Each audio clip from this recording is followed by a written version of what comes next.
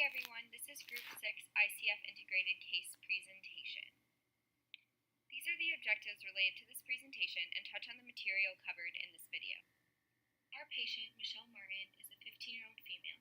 She received a laceration at Clarks Hill Lake while swimming and developed necrotizing fasciitis, as well as sepsis following her initial surgery. This led to a right transfemoral amputation.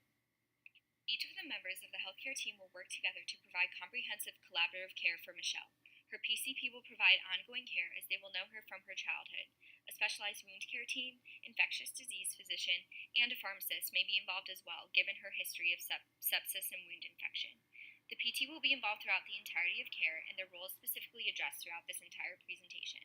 The prosthetist will coordinate with all parties to ensure Michelle is given what she needs in a prosthetic to help meet her rehab goals.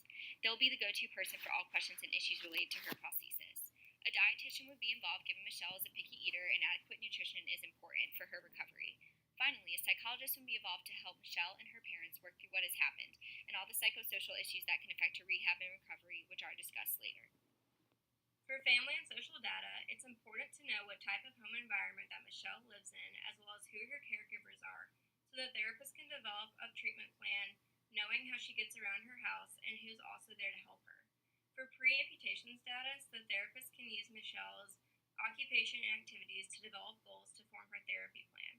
In terms of prosthetic goals, the therapist will need to find out how the patient's responding to the amputation, as well as the potential to participate and understand a therapy program. Goals and expectations of the patient will be important so that the therapist can develop the therapy program to best suit the patient's needs. Knowledge about the patient's financials are important to know what funding is available to the patient during their rehabilitation process. For other things, such as diet, Michelle may fatigue easier now that she's having to adapt to daily living and mobility after her amputation. If she fatigues very easily, it could be beneficial to take a look at her diet and make sure that she is eating foods that will provide her with long-lasting energy throughout the day. The examination for Michelle will have the following components.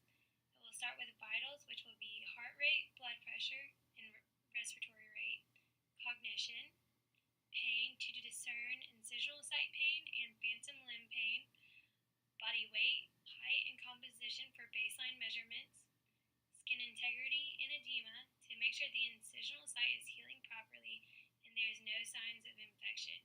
It is important that there is not excessive edema that will delay the healing process.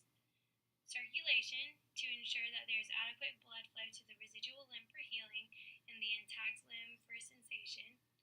Residual limb measurements that will be length and circumferential measurements for baseline measurements and for proper prosthetic fitting. Range of motion and flexibility to ensure there are no contractures and that the patient has adequate flexibility to be fitted with a prosthesis. Joint integrity to ensure the joint is not limiting the patient's range of motion and ability to be fitted with the prosthesis. Muscle performance. This will consist of range of motion for the residual limb, and strength will be deferred until the incision is healed. Strength of the intact limb for ambulation. Upper extremities for ambulation with assistive devices, wheelchair ambulation, and for tasks such as going from sitting to standing. Trunk endurance and strength to ensure that the patient can maintain her trunk during functional activities. Aerobic capacity for a baseline measurement to improve on because a prosthesis increases the energy required for ambulation. Sensation to ensure the patient has adequate protective sensation of the intact limb and residual limb. The patient needs to know if items are coming into contact with the residual limb that could damage the integrity of the skin and cause a delay in the healing process. Mobility will look at quality of bed mobility, transfers, wheelchair use for safety so that we can improve these techniques to be safe for the patient. Next, we will assess her understanding of self-care so we can properly educate her on residual limb management. The outcome measures for this patient will be the timed up and go, the 2-minute walk test when it is appropriate for the patient, the amputee mobility predictor, the prosthetic limb users survey of mobility, and the Trinity amputation and prosthesis experience scale. Michelle will be classified as K-Level 3. She has the potential to be a community ambulator and walk at varying speeds in the community on a regular basis for ADLs shopping and attending school and participating in social events. She will require the ability to change speeds while walking in public places and also will be required to ambulate on uneven surface such as grass, gravel, curbs, ramps, and stairs. This is Michelle's ICF model. This ICF model encompasses all of the body function and structure impairments, activity limitations, and participation limitations of the current patient. These factors will influence her overall plan of care, goals, and prognosis. There are many contextual factors that will play a role in the rehabilitation process. Some of these factors can facilitate rehab, while others will hinder the rehab process. The fact that she has a supportive mother and father can help her cope psychologically as well as physically. She lives in a 2-story home, so she will quickly have to learn how to ascend and descend stairs or move her bedroom downstairs for the time being. She will also have to return to school and learn how to navigate around the school effectively. She has Blue Cross Blue Shield insurance, which is considered private insurance, so a good justification will have to be written in order to get the prosthetic components that she needs, but it is positive that she at least has insurance. Another contextual factor is the fact that she is a picky eater, and she needs to ensure that she's getting enough nutrients to help the healing process and give her enough energy to wear the prosthetic. There are many psychological considerations with this patient. She is a 10th grade high school student that enjoys soccer, social media, and her job at the movie theater. This process could take an emotional toll on her. Having 2 supportive parents will help her to transition and deal with the psychological aspect of this process a little bit better. She could have anxiety about returning to school and other activities. She could be depressed about losing a limb. She also might deal with body image issues and having her peers look at her differently at school. She will have to process the fact that she will not be able to play soccer for a while, or possibly ever, and she may have to find other hobbies that she enjoys. The process of getting a prosthetic and getting back to playing soccer will take a while. It will be important for us to encourage her and tell her that it is possible to get back to her activities, but also let her know that rehab is a lot of hard work. Finding a peer support group with individuals in similar situations will be a good way for her to adjust psychologically. Now we are going to discuss the prosthetic components that are recommended for her. For Michelle, we are recommending the ischial containment socket, specifically the hanger comfort flex. This allows for weight-bearing forces to be focused on the ischium. This allows for greater distribution of weight-bearing and stabilizing forces. This allows for a more narrow medial to lateral dimensions over the femoral shaft, which contributes to ischial weight-bearing and rotational stability. This flexible socket provides greater stability and residual limb control. It locks the ischium but allows channels for hip extensors and adductors. It facilitates the use of the remaining muscles, and the socket tightens during muscle activity and relaxes during muscle inactivity. Which is a gel liner. A gel liner interface may be used for comfort. However, it lessens the degree of proprioceptive feedback in the socket. Therefore, it is not necessarily needed. Although it is not necessarily needed, it will provide comfort and protect Michelle's skin as she begins the prosthetic fitting process. In summary, the gel liner that we recommend for her will provide comfort and protection of the residual limb and will minimize shear forces. Next, we're going to discuss the suspension we recommend for Michelle. Initially, we're going to recommend the hard suction suspension for Michelle because it is the more common suspension in use today and is very beneficial for patients. Therefore, we chose to start our patient with suction as the suspension plan and then progress her to a shuttle lock system once she adapts to her prosthetic and becomes more comfortable with the donning and doffing process. The shuttle lock system that we will later prescribe to her will also be better for her return to sport in the future, but this will happen once she develops the skills necessary for this major milestone. Suction is also easy for the rehab process in the beginning steps in learning how to walk, further emphasizing our choice in starting Michelle out with this suction suspension. The following are some pros for the hard suction suspension system. It allows full hip motion, and it also has an intimate fit, which facilitates proprioceptive feedback. Some cons there are for this suspension system is suction may be lost with perspiration.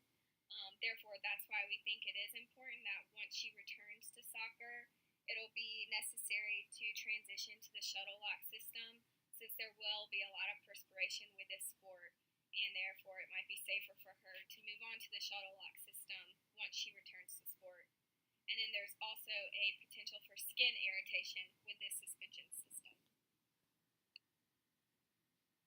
The next suspension system we will recommend for Michelle after she gets used to putting on and taking off her prosthetic is the shuttle lock system. This will be better for her to return to sport in the future once she develops the skills necessary to return to sport, such as walking, running, stair ambulation, those kind of activities.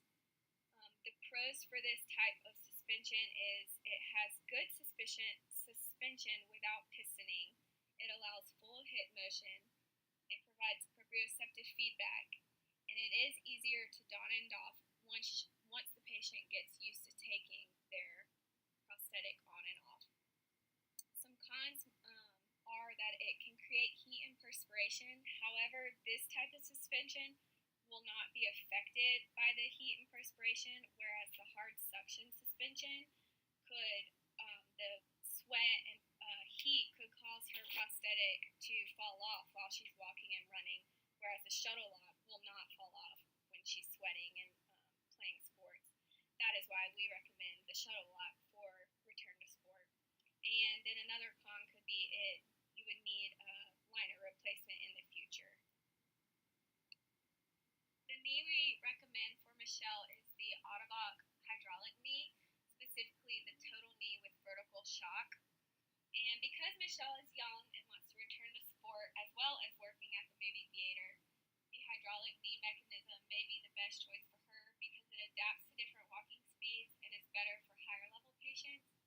This mechanism is ideal for community ambulators who have an active lifestyle.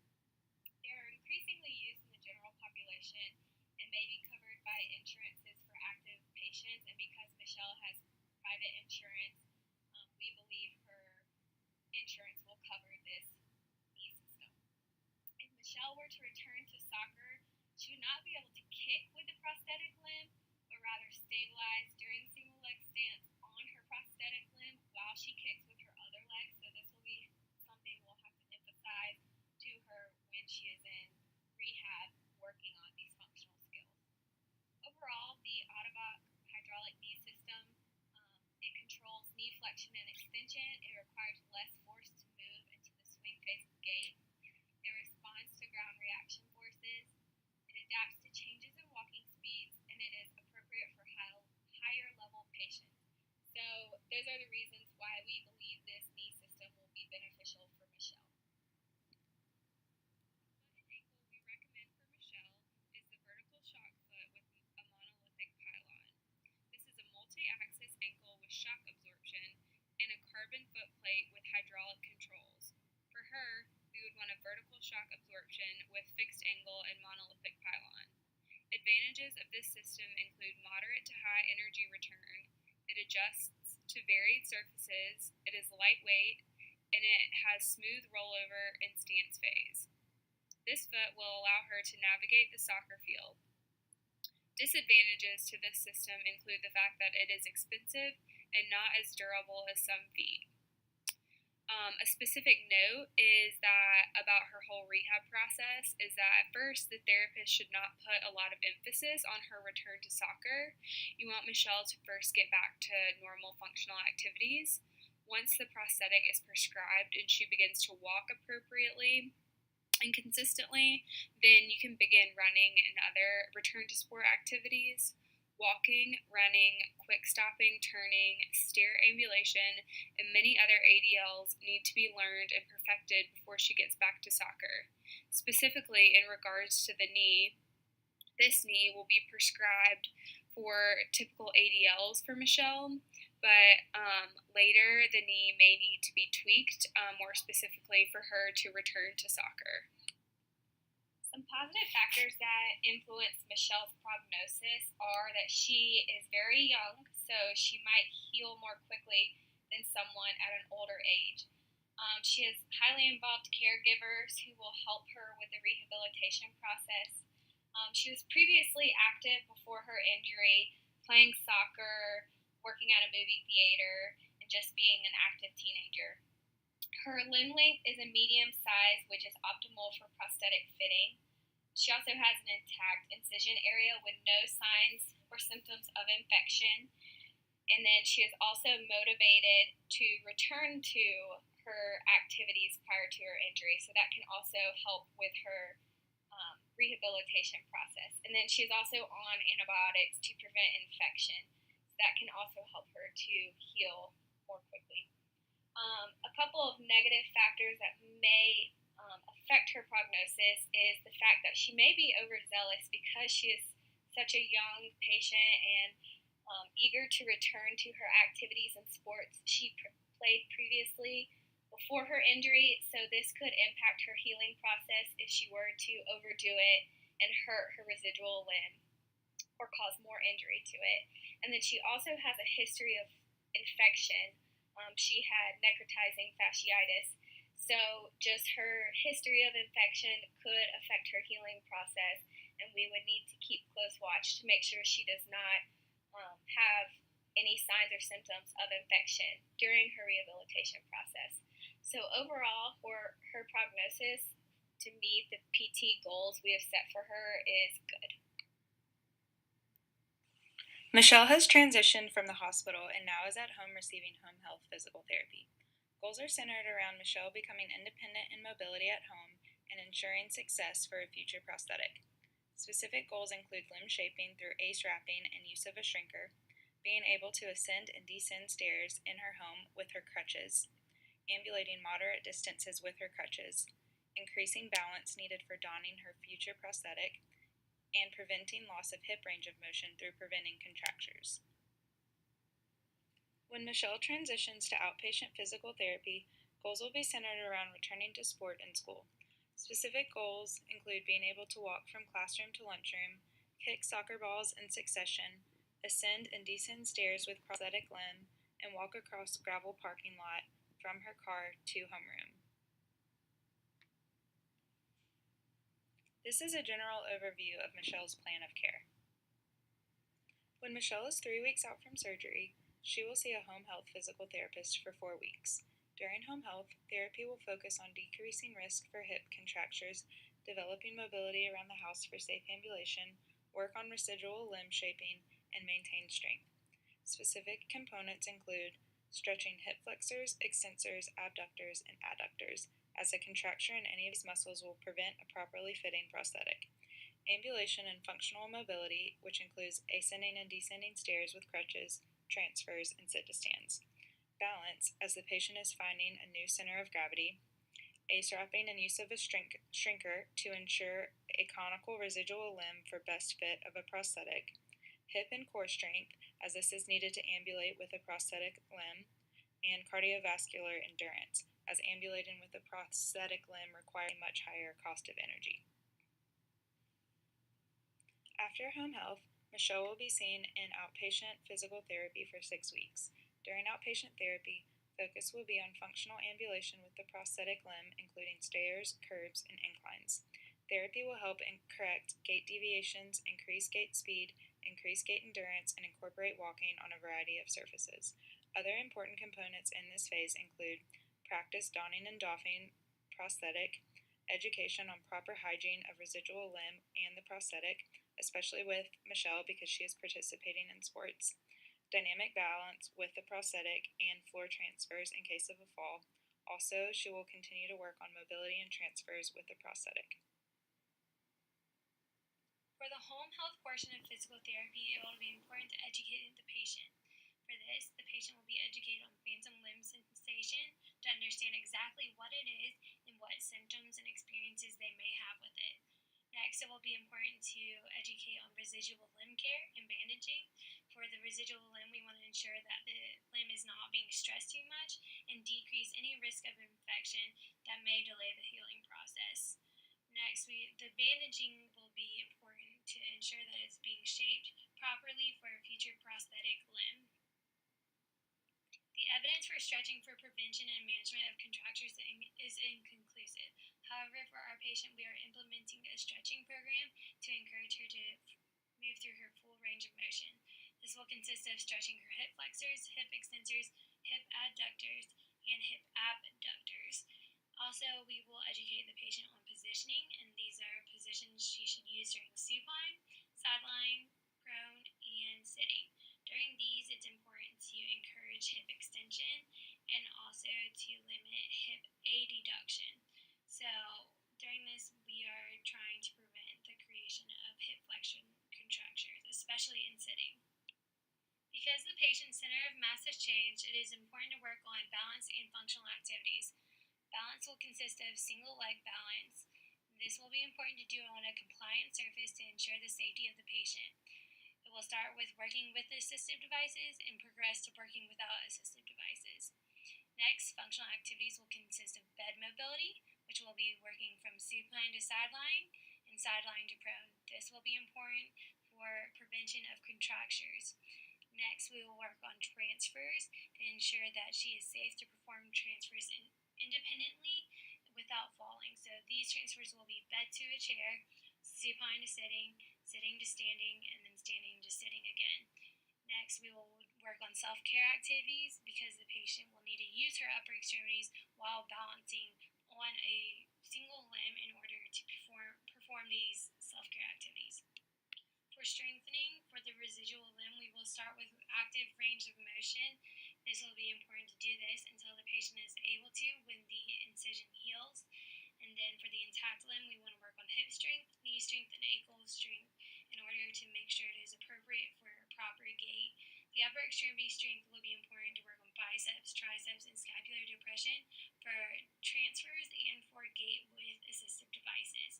Next, it will be important to work on core strengthening in order for the patient to have adequate trunk endurance for transferring activities and mobility. For patients with an amputation, it is important to work on cardiovascular endurance. For our patient, we will be working on unilateral leg cycling. In a study by Chen et al., patients that worked on unilateral leg cycling increased their maximum oxygen uptake, while control subjects did not have any improvements. Socket fit, suspension, comfort, leg length, static alignment, and knee stability are some of the key items involved when a patient is introduced to a transfemoral prosthesis for the first time, along with the information presented on this slide. The Bell-J May book goes into further detail on every specific item of what to check and problems that may arise from each of those items. The pictures included on this slide and the next two following slides depict crucial elements of a gait training program that are suggested for early training activities and will be included in Michelle's plan of care.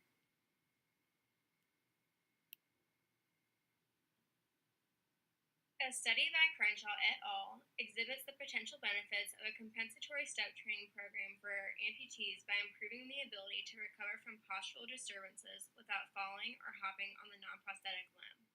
A study by Sheehan et al. Showed that perturbation-based gait training in a virtual environment improved walking function and medial lateral stability with unilateral transfemoral amputations. It's very important to prepare our patient for situations that may offset her balance and require her to make corrections. A study done by Polly et al. Found that functional performance and balance confidence in patients with unilateral transfemoral amputation can improve following intense hip abductor strength training.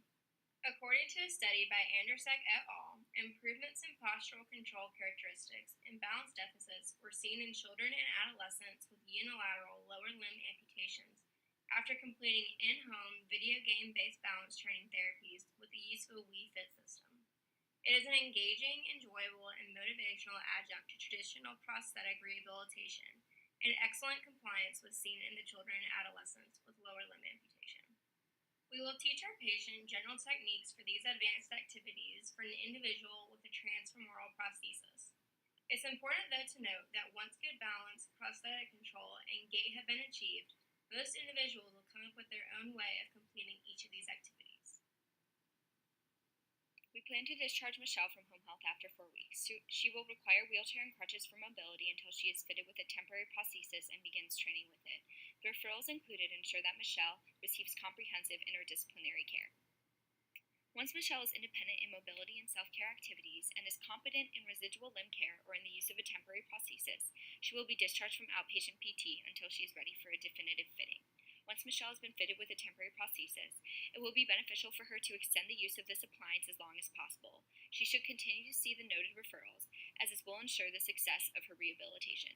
This concludes our discussion of Michelle's case. On the following slides are references if you would like to look further into the resources used to guide the management of this case.